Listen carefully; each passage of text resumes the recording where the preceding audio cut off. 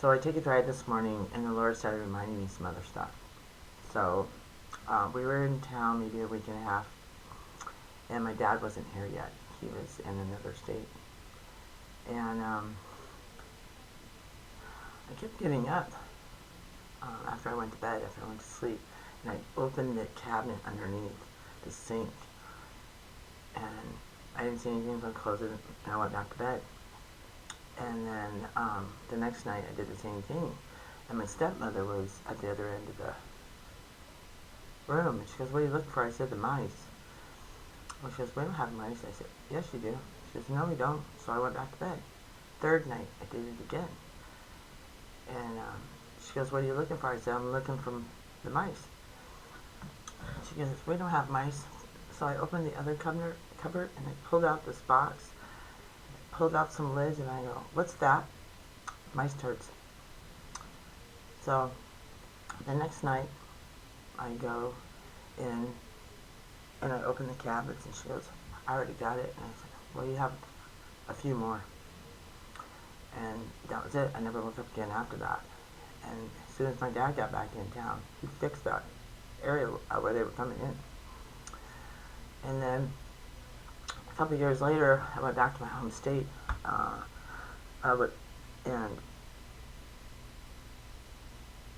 um, and so I was helping a person that I knew moving into his place, and I told him it's infested. It's infested with cockroaches. And he said, "Well, they didn't say anything, and I haven't seen any cartridges." And I'm like, "Okay." So me and my girl were hanging out there, and he wanted to use my phone, and I wouldn't let him use my phone.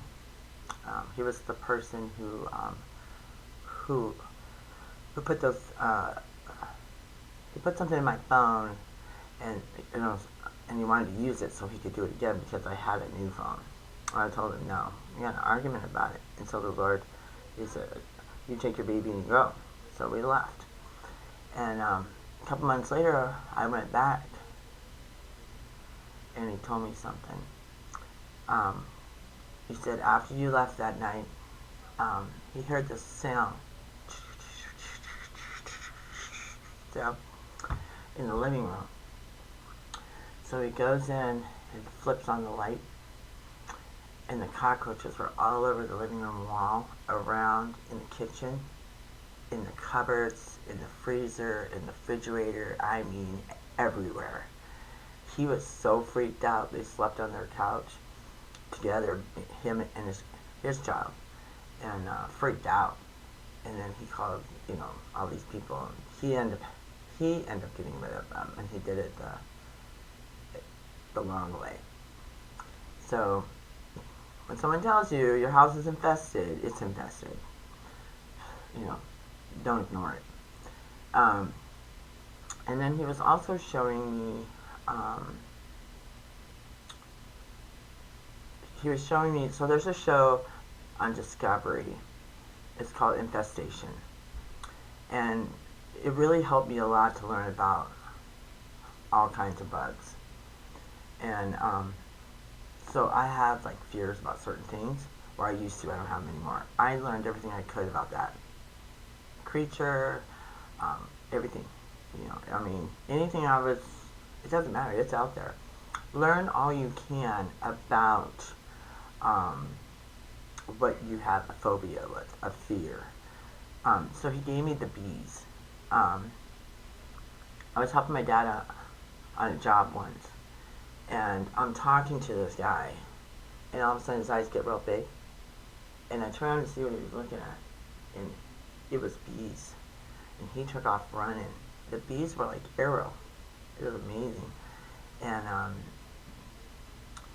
our girls were on the other side, and he took off that way, and I went to the garage, and then I said to the girls, "Do not panic.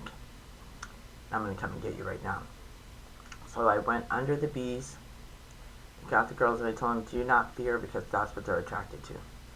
And we went back under the bees and went into the garage and went into the house. It's fear that attracts.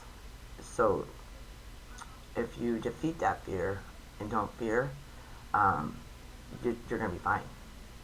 My dad said he did the right thing. No, he didn't, because like 100 bees went for him. As soon as they felt that fear, they were on him. You know, he was waving his hands and doing all this. No, I mean, when you see bees here who land on people, like thousands of them, you don't see them doing that. They stand still and they cover their ears, their nose, and the mouth area. They literally like take their shirts and pull them right up over their heads. And that's what they tell you to do. But you'll stay alive if you stay calm. Alright, peace.